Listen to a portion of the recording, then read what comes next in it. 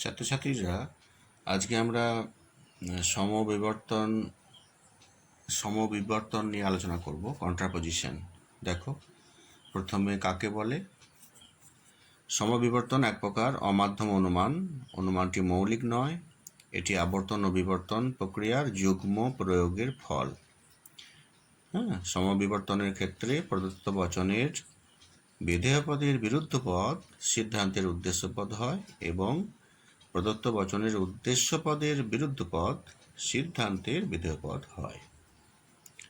আর প্রদত্ত বচনের পরিমাণ ও সিদ্ধান্তের পরিমাণ এক থাকে।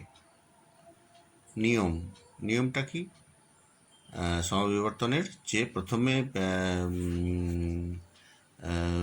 আমাদের কি করতে হবে? বিবর্তন করতে হবে।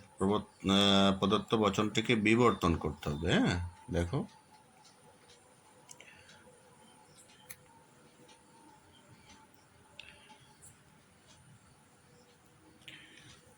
নিয়ম: প্রদত্ত বচনকে প্রথমে বিবর্তন করতে হবে বা বিবর্তিত করতে হবে, পরে ওই বিবর্তিত বচনকে আবর্তিত করতে হবে, পরে ওই আবর্তিত বচনকে পুনরায় বিবর্তিত করতে হবে। তাহলে কি হলো? প্রদত্ত বচন, তারপরে বিবর্তন, সেটাকে আবার আবর্তন, আবার বিবর্তন। তাহলে বিবর্তন, আবর্তন, বিবর্তন, এটা হলো সমবিবর্তন। ঠিক আছে, আমরা উদাহরণ দিয়ে এবার দেখাবো। তাহলে নিয়মটা কি? প্রথমে বিবর্তন করব, তারপরে আবর্তন করব, তারপরে আবার বিবর্তন করব, এইভাবে হবে সমবিবর্তন। এবার উদাহরণ দেখো। এই বচন: সকল সাংবাদিক হয় সাহসী। এটা হলো প্রদত্ত বচন। তাহলে প্রথমে কি করব? বিবর্তন।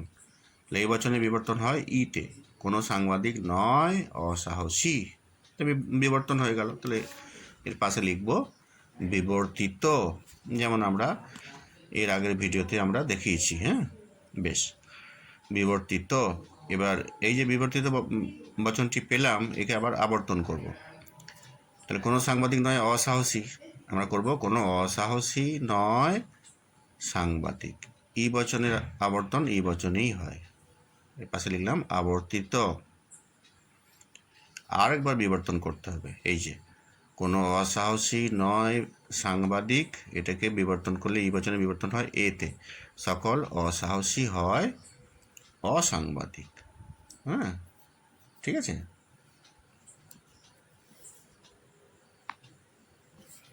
অসাংবাদিক, এটা হলো বিবর্তিত। বেশ, তাহলে সমবিবর্তন কীভাবে হচ্ছে আমরা দেখছি যে প্রথমে প্রদত্ত বচন, সেটাকে যদি বাক্য দেয় তাহলে এলেপ করতে হবে, আর যদি সাজিয়েই দেয়, এলেপ করেই দেয়, তাহলে তো প্রথমে আমরা বিবর্তন করব, তারপরে আবর্তন করব, তারপরে আবার বিবর্তন করব। পরপর সমবিবর্তন। এবার দেখো, আর এ থেকে ই হবে, আবার ইটাকে আবার করছি আবর্তন।